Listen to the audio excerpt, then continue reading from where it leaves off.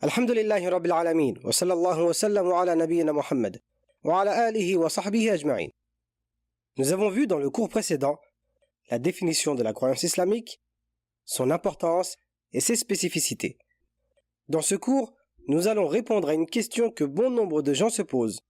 D'où puise-t-on la croyance islamique? Quelles sont les sources de la croyance islamique?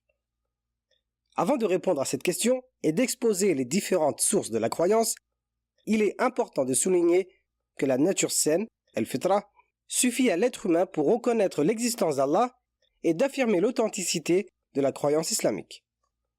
Le prophète sallallahu alayhi wa sallam a dit à ce sujet: chaque enfant naît dans un état de fitra, de nature saine, mais ce sont ses parents qui en font un juif, un chrétien ou un masdéen. Nous verrons dans un cours futur comment la fitra peut-elle nous aider à prouver l'existence d'Allah. Certes, la fitra nous guide vers certaines généralités de la croyance, comme le fait de croire qu'Allah est au-dessus de sa création. Cependant, concernant les détails de cette dernière, la fitra ne peut suffire pour les affirmer. On a besoin pour cela de sources d'où nous puisons ces détails. Les sources de la croyance islamique. Les sources de la croyance islamique sont au nombre de 3. Le Coran, la tradition prophétique, la Sunna, et le consensus des pieux prédécesseurs, al-ijma'. Dans la traduction relative des sens des versets, « Ô vous qui avez cru, ne devancez pas Allah et son messager, et craignez Allah.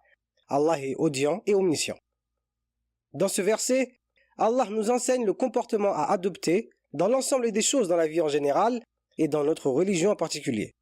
Il nous enseigne aussi ce qui doit être la source de notre religion et notre croyance. Nous ne devons pas faire prévaloir sur le Coran et la Sunna du prophète sallallahu alayhi wa sallam des idées mystiques ou des pensées philosophiques, ou bien même la parole d'un homme pieux, érudit soit-il ou non. Le Coran et la Sunna doivent être nos principaux sources de croyance. La première source, le Coran. La première source de la croyance islamique et la plus importante est le Coran. Le Coran est le nom donné au livre d'Allah, sa parole divine descendue sur son noble messager, Mohammed sallallahu alayhi wa sallam.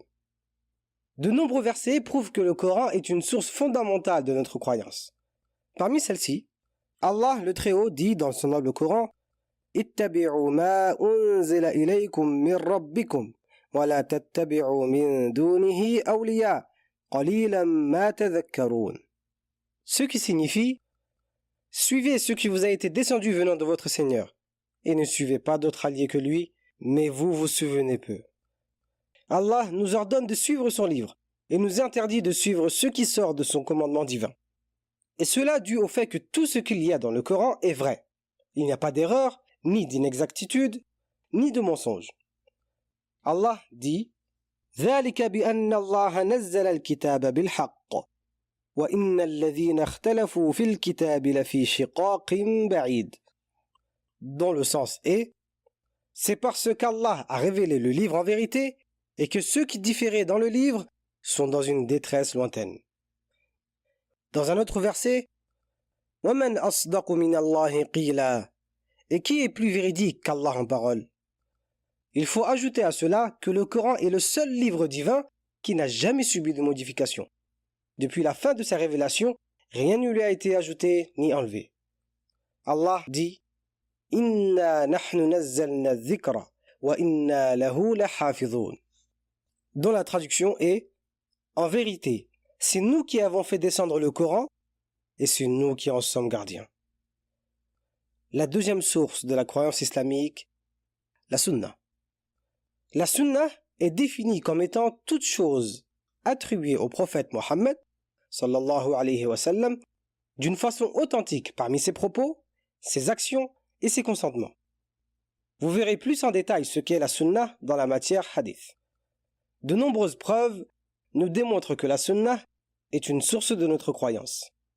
Parmi celles-ci, Allah dit dans le Coran: وَمَا آتَاكُمُ الرَّسُولُ فَخُذُوهُ وَمَا نَهَاكُمْ عَنْهُ فَانْتَهُوا. Dont la traduction des sens est: prenez ce que le messager vous donne et ce qu'il vous interdit, abstenez-vous-en. Dans ce verset, Allah nous ordonne de prendre ce qui vient de notre prophète Mohammed sallallahu alayhi wa sallam Et la chose la plus importante avec laquelle le prophète sallallahu alayhi wa sallam est venu est la croyance. Le prophète sallallahu alayhi wa sallam dit: certes, il m'a été donné le livre, le Coran, et son semblable.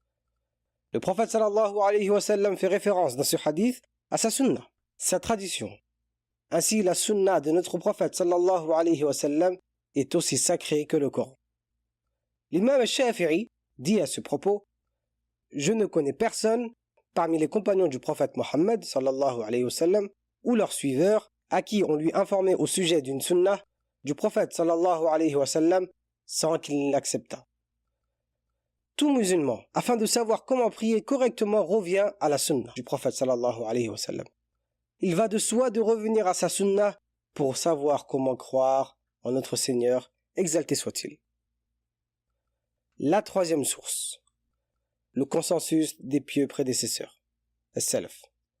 Le consensus est que les savants de la communauté de Mohammed sallallahu alayhi wa sallam, dans une époque déterminée, se sont mis d'accord sur un fait religieux après sa mort.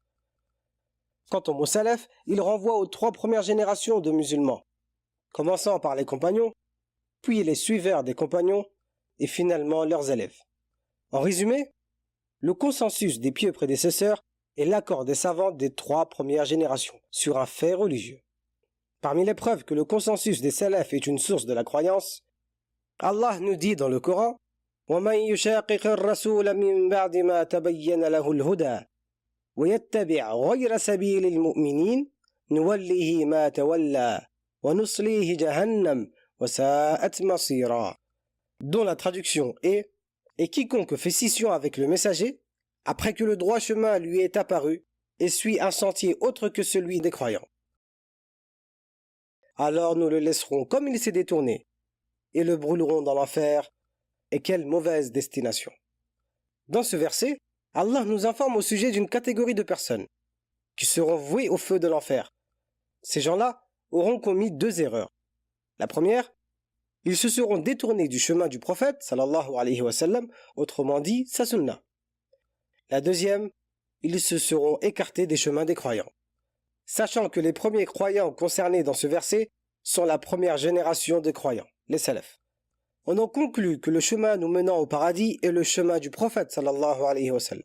Ajoutez à cela le chemin des pieux prédécesseurs, as-salaf, que ce soit dans les rites quotidiens ou dans la croyance.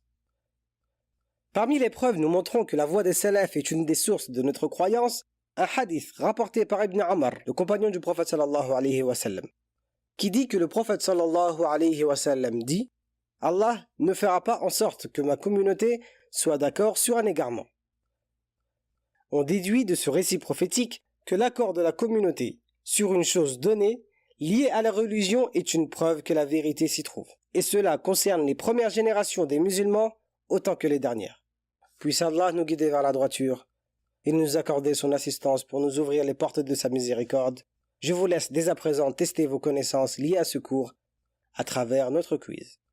هذا والله أعلم وصلى الله على نبينا وسلم.